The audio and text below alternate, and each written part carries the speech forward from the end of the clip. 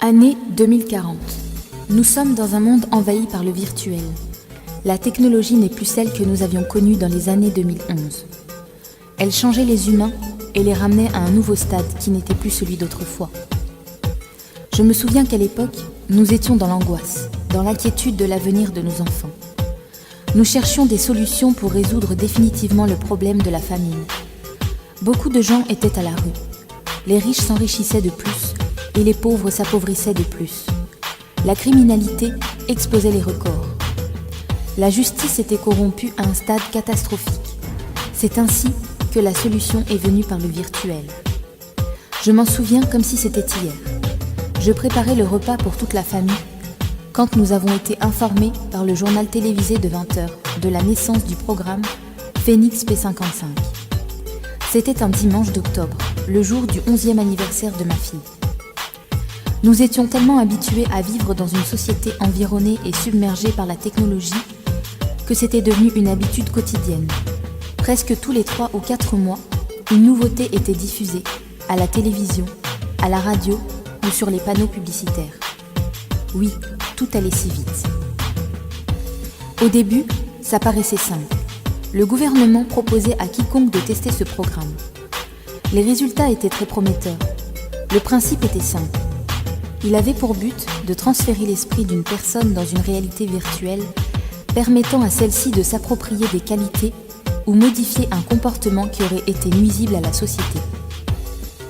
L'environnement était programmé pour que l'individu n'ait pas d'autre choix que de devenir une personne parfaite pour participer à l'idée d'une conception idéale, à concevoir un monde d'utopie. Les années passées dans Phénix P55 étaient l'équivalent d'une heure dans le monde réel. Ainsi, tout alla très vite. L'ignorant n'était plus, le mauvais devenait bon, la pauvreté disparaissait peu à peu, les gens se saluaient les uns les autres, l'utopie devenait réelle. C'était une nouvelle ère pour chacun. Il n'y avait plus de frontières entre les langues. Chacun de nous connaissait minimum 3 à 5 langues en moins d'une heure. Je m'appelle Elena Oswald et ceci est mon histoire. Mon père était alcoolique. Il tapait sur ma mère, je me rappelle que l'impact des coups se faisait ressentir jusqu'à notre chambre. Nous étions 3 filles et 2 garçons. J'étais l'aînée. Jamais notre père ne nous avait touchés. Et notre mère, malgré les coups qu'elle recevait, était une femme forte. Elle avait l'espoir dans sa patience de voir un jour notre père changer. Croyante depuis son enfance, elle essayait d'appliquer la bonne parole de Dieu. Elle était pour moi une femme d'exemple. Même si moi, de mon côté, je ne l'étais pas. Quant à moi, je me suis mariée en 2023 avec John Oswald, un chauffeur de taxi charmant.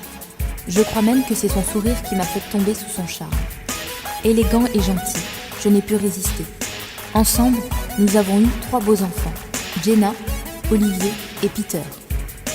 Au début, nous vivions des temps magnifiques. Mais un beau jour, John eut un grave accident. Une voiture percuta son taxi et il se retrouva dans le coma.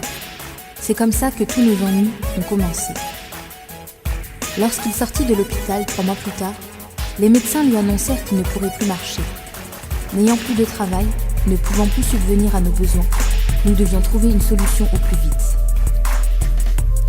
Je réfléchissais beaucoup. Je regardais mon mari déprimé sur son fauteuil, avec une bouteille à la main, lui qui ne buvait pas autrefois. Je ne pouvais pas laisser mes enfants grandir en observant leur père se détruire. Ma vie était un cauchemar. Je n'avais plus d'espoir.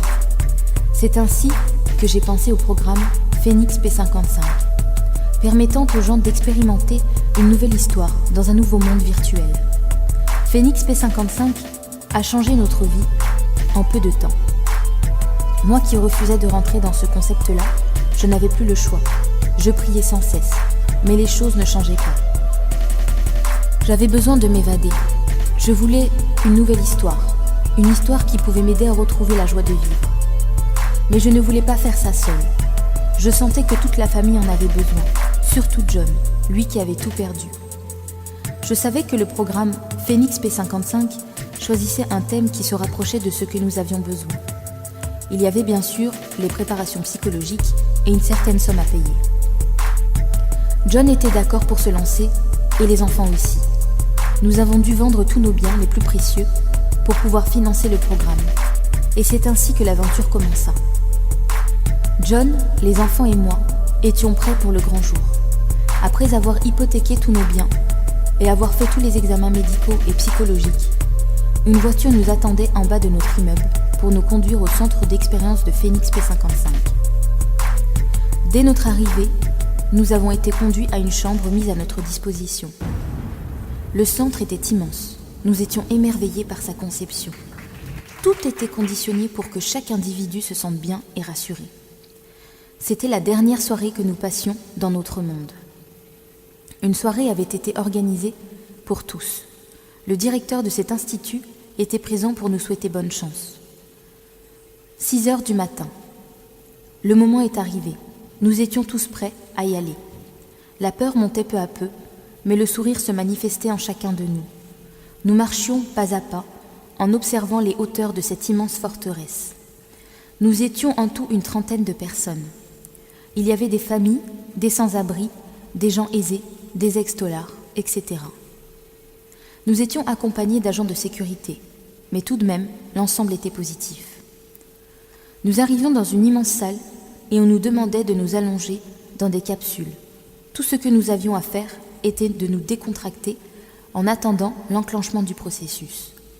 J'imaginais à quoi pouvait ressembler le monde virtuel et quelle histoire le programme Phoenix P55 allait nous donner. L'essentiel pour moi était d'être aux côtés de John et les enfants. Une personne s'approcha de moi pour me mettre en confiance et me prévenir que dans 30 secondes, mon esprit serait transféré dans un avatar dans le monde virtuel. Plus de 5, 4, 3, 2, 1. Et me voilà parti dans un autre univers.